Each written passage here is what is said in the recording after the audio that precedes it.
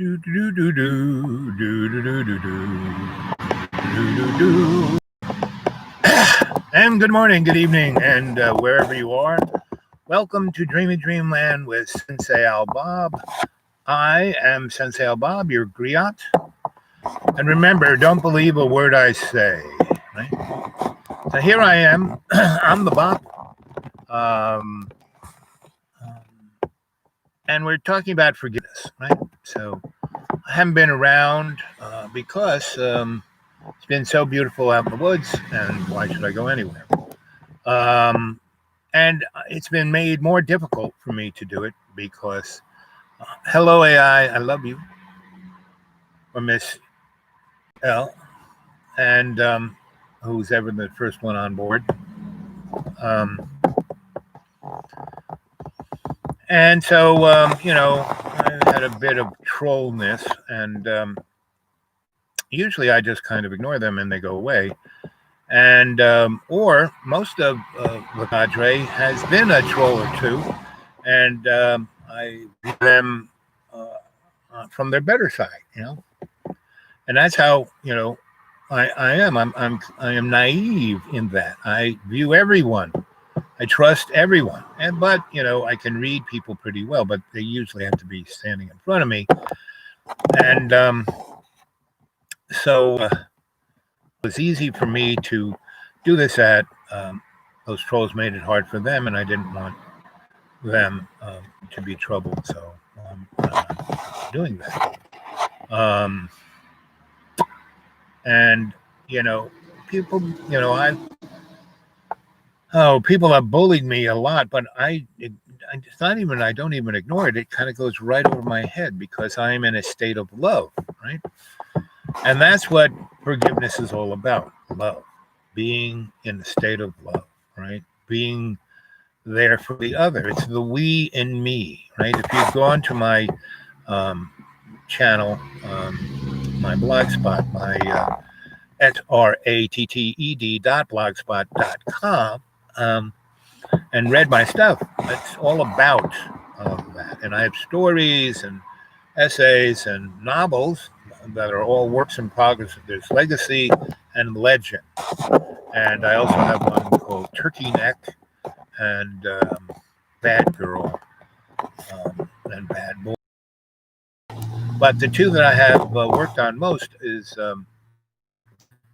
Legacy and Legend. And the one I'm working on now is Legend. And the one in Legend is mostly about the whole concept of what is life worth? The dollar sign. Is it worth that? Is that what it's about? And I'm talking about how I not only perceive things, but how I try to gauge, measure, understand, find a point of view that I can come from.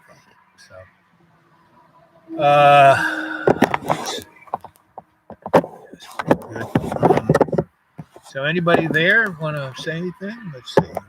Test it out.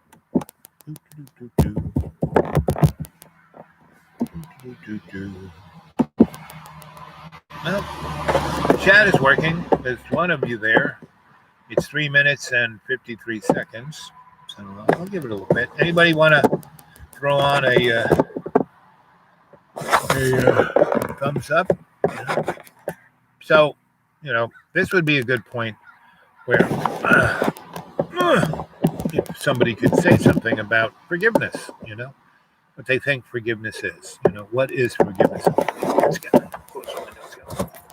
cold. But it's still nice. It's still, not winter yet. And if we can, if winter could be like this, 40 at night, 60 during the day, that would be great.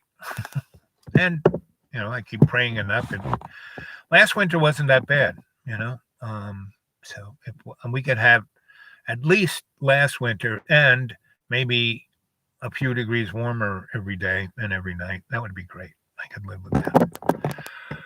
It's hard to be in a tent out there in the woods, and when it's snowing and 20 degrees, Anyway, but it's like Moses being out in the desert. He was just next door to the promised land. For 40 years, he was like, he never, and they said, but look, we can see it. Wait, come on, Moses, get up on his hill. Look, you can see the promised land. Oh, no, we still got to be out here eating Ritz crackers and manna, you know. And so the Hebrew nation had screwed up so much. A lot of people, oh, I don't like reading the Old Testament. I only read the New Testament. Well, the New Testament, the Old Testament is about 900 pages long, and there's a real story to that. I mean, it goes on about all kinds of people, Solomon and David and Aisha, and you name it. Whereas the New Testament really is only 5 of the boys talking about what Jesus said, and they all say the same thing. They all talk about the same miracles, about the fish, the loaves, the this and that. And and they still didn't, get the idea behind the story. Mark is the closest one to getting the flavor of Jesus. The rest, not so much. And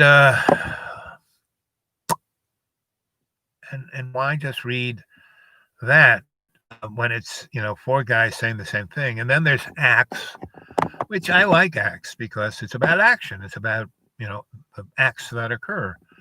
And the one that's about the end of times, that's the most useless of them all, because the end of times is right here, right now. That's why forgiveness is so important, because that's all that Jesus talks about, unconditional forgiveness. He's constantly, and that's why, when the kids came by and then the grown-ups were going to shush the kids away, he said, no, let those kids hear, and he picks them up and he carries them over this rock, sits down, and he says, listen, you want to get into heaven, this is the way to do it, right? And pretty much everyone knew that Jesus was different. John the Baptist was different, but they cut his head off. And basically John the Baptist, everyone loved John the Baptist. He was a great storyteller, and they only got his head cut off not because he was enemy of the people or something. No, because he was hanging at the king's house, and the king really appreciated his insights, his stories, and all, right? But his brother's wife, who he married, her daughter comes and dances for everyone, and she's so like, oh my God, I can't believe how great she's at this. I'll give you half my wealth. What do you want? I'll give it to you now. And she goes, wait a minute. She runs to her mother and says, what should I ask the king for? And the mother had it in for John the Baptist, because John was hanging out with the king and said, don't marry that girl, his brother's wife. He's the only one who would speak truth to power. And so basically the mother said, tell the king you want John the Baptist's head on a platter. And so she runs back and says, hey, king, I want John the Baptist's head on a platter. And he goes, oh, no. But he's been in this big thing and all these important people are, and he promised her it would be really bad. And so he goes and has John's head chopped off and brought to the girl on a platter. And then she brings it to her mom, and her mom is like happy, do, because now she can do whatever she wants with the king. So the Bible, that's why I like the Old Testament. And I took all that time to learn Hebrew and Greek to read it, and it's way better than in Hebrew and Greek than in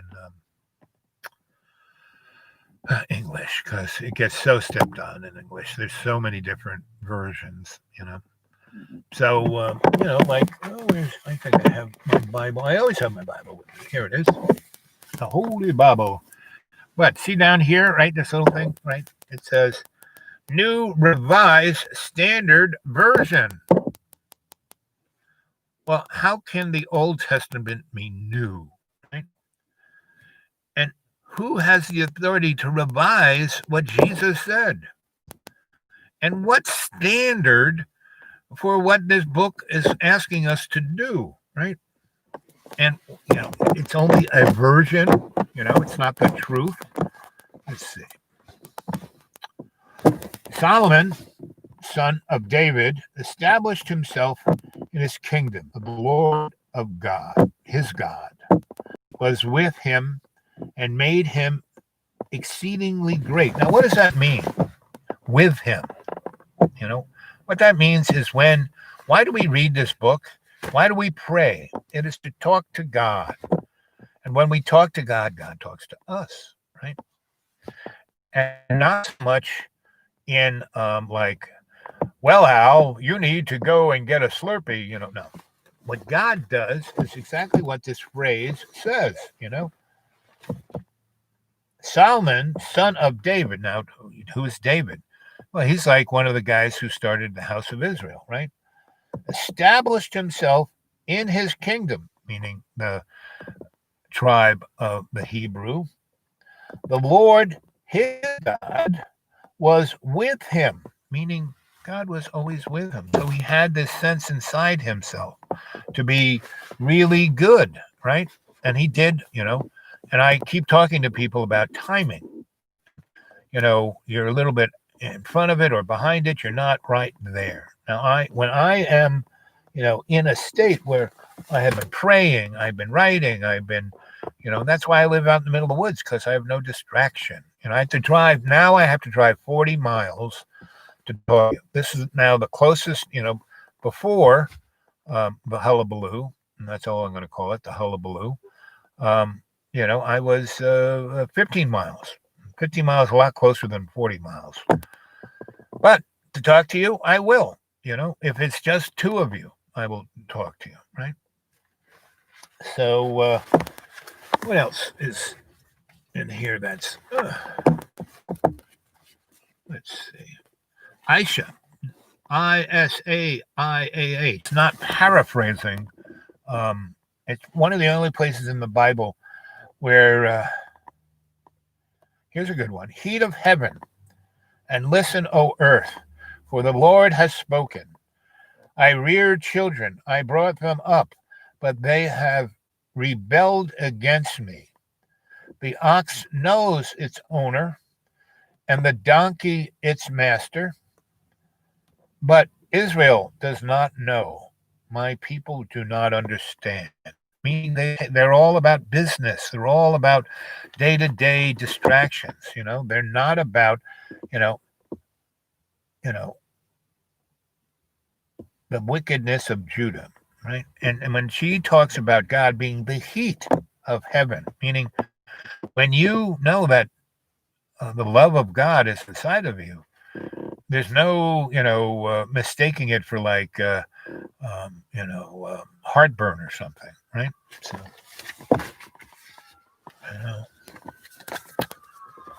let's see.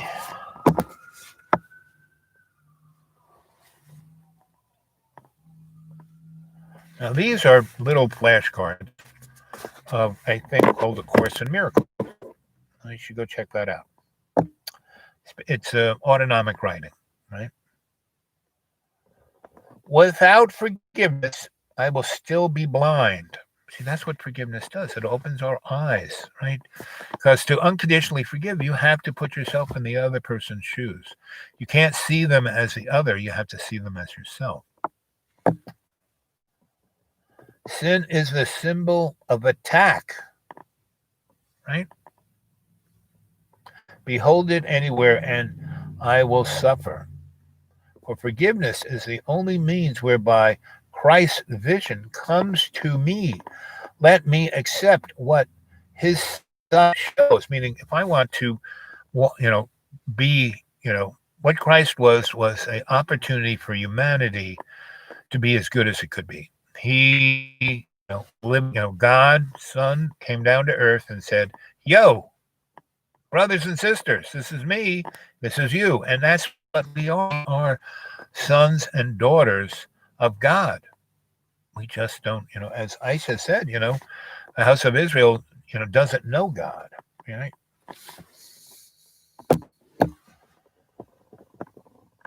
Let's see. What gives is not myself. Let's see. Whatever suffering is not part of me. So when people attack me, when the trolls get mean, all the above, they, hey, Graham, good to see you. I'm glad to be here with you. So we're talking about forgiveness. And after my little stroll with the trolls, who attacked my friends who let me, the different places that I were not closer than this. This is 40 miles. Yes, it's good to see you too. So, what do you think about Graham? What do you think about forgiveness? So I'm going to read this again to you. So open up your ears, and I want a response from you, Graham. Whatever suffers is not part of me. I have disowned the truth. Now let me. No, that's the wrong one. Without forgiveness, here it is. Without forgiveness, I will still be blind. Sin is the symbol of attack. Behold it anywhere, and I will suffer. For forgiveness is the only means whereby Christ's vision comes to me. Let me accept that his sight shows me as the simple truth, and I am healed completely. Brother, sister, come and let me look on you.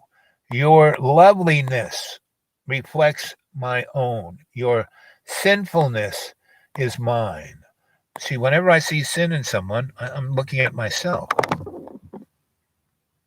What I was told by my monk is to forgive yourself. Yep, that's, right? Because when you're blaming other people, you're really just pointing at yourself. So here's a nice little prayer. So would I look on everyone today. My brothers and sisters are your sons, meaning, we're all children of God. Your fatherhood created them and gave them all to me as part of you. And I hope this day I recognize myself. So these are little flashcards from the Course in Miracles, which is an autonomic written thing. And, a good deal of my writing, as I was telling a friend earlier, writing, I kind of think about things, I read things, I write in a journal, and then I go into state, and then I sit down and I start typing away.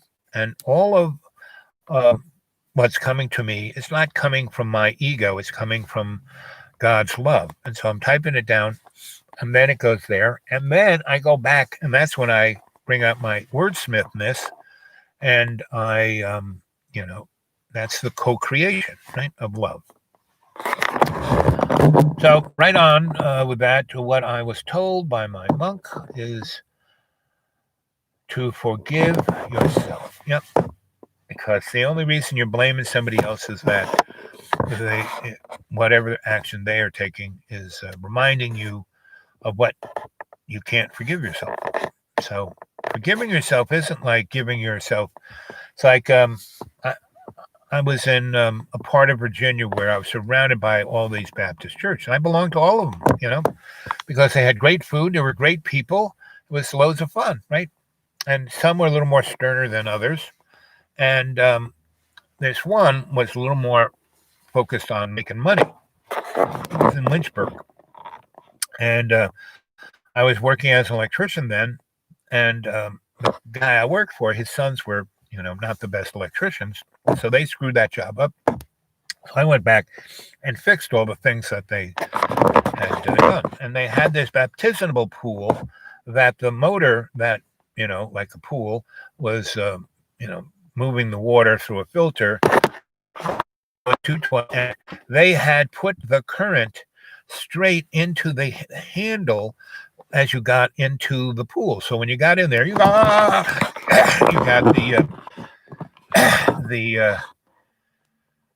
you felt God, felt Jesus, the wrath of Jesus. So there was this one guy who was a member of the church, the richest guy, kept writing big checks, and he kept doing really bad things in the church. But because he was, giving the church a lot of money, they would just keep baptizing him, and then he was born again. And, you know, so I spent a good part of a fall, about at least 2 months in this place, fixing all these other things. Now, he was the only guy who was going into that baptismal pool. So I put that baptismal pool at the bottom of my list of things to do. All the other things that other people, led to 30 years of weight on me.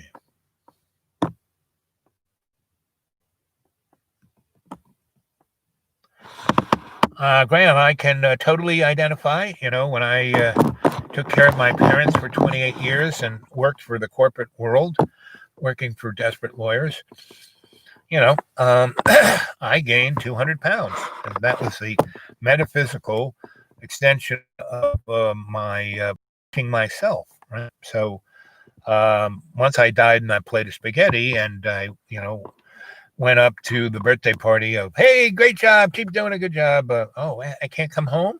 Oh, well, you can, but then you'd have to be reincarnated and go back, and who knows where you'd start. Why don't you finish this? You've been given a task to do, so go do it.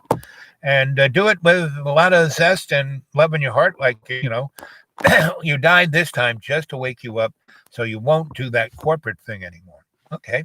I'm doing that right now. It's been 6 years. I lost 200 pounds. I'm living out in the middle of the forest, and I have to say that living on $400, give or take, a month, I can do it. Living in a tent in the middle of winter, I can do it. And 99.9% of the time, it's a great blessing. Like, why the last 5 days? Yes, I had to drive 40 miles here to talk to you, but that really wasn't much to keep. It was so beautiful the last 5 days that, I didn't go anywhere. And the 5 days before that, it rained every freaking day, and I don't like to drive in the rain because I'm out in the middle of nowhere, and the roads there are not the best. They're really up and down and curvy and ziggy, and they don't keep them up. There are lots of potholes, and unless I can see the road really well and where I'm going really well, I don't drive, because my little roadster, I have to take care of my pony, So as long as I take care of my pony takes care of me. So how you doing with that weight, Graham? The metaphysical and existential weight, right? It wasn't just 200 pounds on my body. I mean, every pound you have in your body is 4 pounds on your joints, especially your knees. So I was weighing, past 400 pounds. And so that's like, 400 times 4 is, 1,600 pounds on my knees. I mean, they should have just snapped, but they didn't because, God was just testing me out, And when I came back, I was good to go. Meaning everything creaks and is a little rusty, and I have lots of arthritis here and there. But with prayer and meditation, I can fix it. And I sit in my rolly chair on my deck and let the sun bake me, and I'm good to go. So let's see what other thing I can pull out of here. Let's see.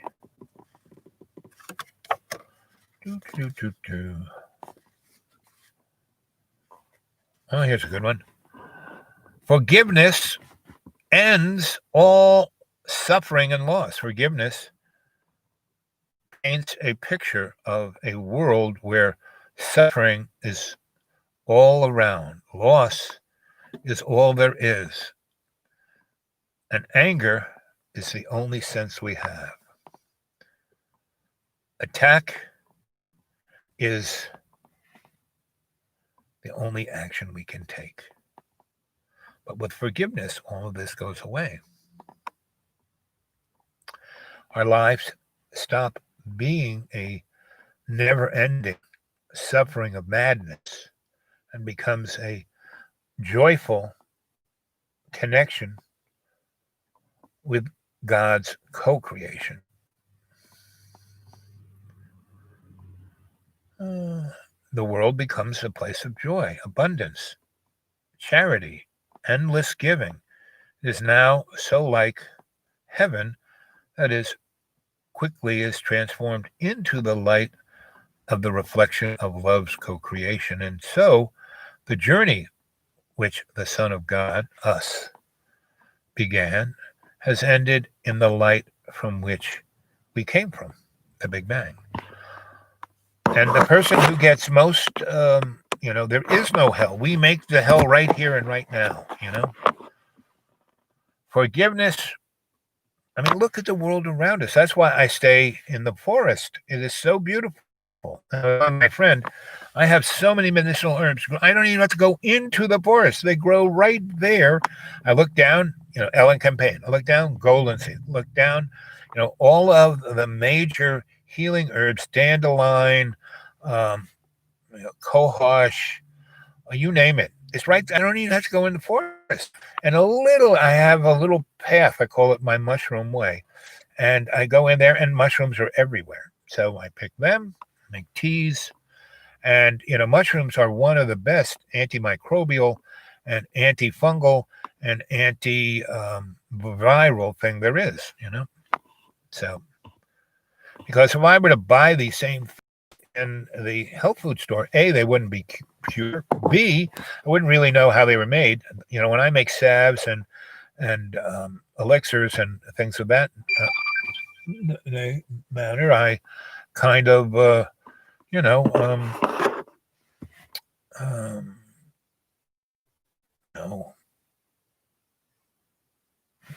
I'm doing. Let's see, Father, we would return our minds to you. We have betrayed ourselves, held ourselves in a vice of bitterness, and frightened ourselves with our violence, thus giving our death. Now, would we rest again in your love as you created us? And that's all we have to do. That's really all we have to do.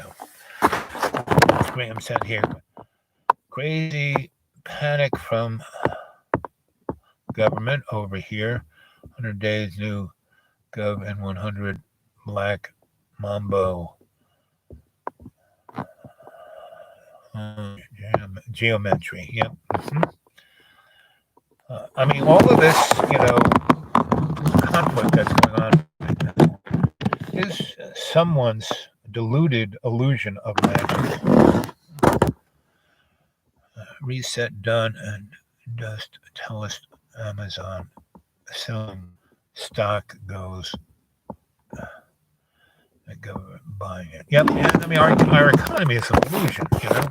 When our GDP has dropped in the United States just in the first 3 months by 33%, but the stock market is going up. So why is stock market going up? Because the Federal Reserve, which is just a privately owned stock-held company that is printing our money on toilet paper, is basically giving, not lending, giving this money free to corporations that buy back their stocks, so the stock market goes through the roof. And that's what it's about. It's not based on any manufacturing or jobs or nothing, right?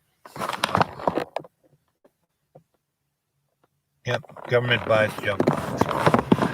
And what they're doing is creating not just debt, but irrelevance. And so what's going to happen, oil, I mean, the price of oil has been below $40. It pops up every now and then, but it's, been, on and around between 20 and 30 bucks since March, which means no one's using it, which means the whole base of our economy and our governance, which is based on oil, is disappearing. And wind power are the cheapest way of making electricity. And once everyone's riding around in electric cars, we're not going to need gasoline, right? And so the oil business, the bugs are, and that our government gives them tax write-offs like you can't believe. So that's all going bye-bye, and everything We started moving out of it in the 1880s, 1890s. 1960s was, age of Aquarius. So when that song came out, and 2012 was like, okay, kids, we are in the Aquarian age. We mind calendars over, and there's a new one, not the end of times, just a new calendar, the Aquarian calendar. And so there we are, and what are we going to do about it? Except we need to lead our own lives. Stop worrying about government, the banks, and the stock market. We need to start our own in our own neighborhoods. Forget these big global things. Just our own neighborhood. Start a co-op. I started a number of co-ops. They're so much fun. It's a group of people, and that's why the COVID is you got to stay in your house. You got to lock yourself down. No, I'm not saying the virus doesn't exist. Yes, it does. There are a lot of viruses out there. Like a good, not a good virus, but Hep C. The guys, there were these three guys who just got the Nobel Prize for, isolating the C virus. That was killing 40 million people in the world every year. Now they isolated it because it was being transmitted through blood transfusions, and so that was, and still today, this year, right? Hep C has killed more than 400,000 people so far, right? So.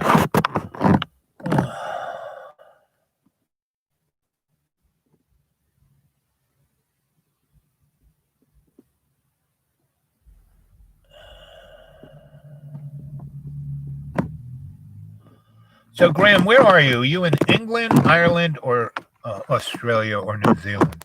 I know you're in one of those. And so you're talking about your government. So when you country you're in, I'll know what you're talking about. I think you're talking about Ireland, aren't you? Is that where you are? I think you are. That is the juice I get. And I know you told me before. But anyway, we need to start to, we need to be able to touch each other, feel each other, hold each other, be part of each other, right? And you can social distance, you can wash your hands, you can wear a mask, all the rest. But you can still do things with people. You still can, Dublin, right. Dublin, baby. That's right. I know you were in Ireland. But the way you're talking about the government sounded more like Australia. But, last time I was in Ireland was 2005. And the last time that I lived in Ireland was 1988. And so between 88, when they signed the Maastricht Treaty, and that's when I left. I mean, I was at a point where I could have stayed and I had a great girlfriend. I lived in a town, Glendower, where everyone loved me. And, that would have been it. I could have been there, and could have married her and become an Irish citizen, and all could have been great. But I didn't. I went back to New York and I kept doing all the other things I did. But when I came back in 2005, Ireland had totally changed, meaning O'Connell Street. They took down all those oak trees that the English had hung the Patriots on. They took down all the statues of the heroes and put up stupid European modern art and widened O'Connell Street. I mean, it looked like, Switzerland, and real estate values were just unbelievable. I mean, it was what? I had a friend of mine who had a little, bed and breakfast, like 4-room bed and breakfast in a general store downstairs, and a thing that had been a place where, it's a garage now, and it was a third of a block of Killarney, I think, if my thoughts are right. Anyway, he sold it to some Germans for 6 million euros. It was like, what? And he hadn't fixed, it was the same old building that was built in, 1796. So it was So, and that's why I've never been back to Ireland. After that one little stay in 2008, and it was just so. And they built a super highway on the East Coast, um, from north to south, and they were building a super highway on the West Coast. Oh, my connection is unstable, and my butt is hurting. So I have a few errands I have to run. Graham, I'm glad you're there. Start a co-op in Dublin, and I'll come and live there. Anyway, I've talked now for 36. So at 36 minutes and 36 seconds, I will say, see you later, gang. True that. Okay, buddy. I love you. I love you all. And everyone who watches this later on, I love you too. And so I'll end with, Our Father who art in heaven, hallowed be thy name. Thy kingdom come, thy will be done. And forgive everybody, right? Forgive everybody. Remember to forgive yourself, first and foremost. Here we go. 36. Love you guys.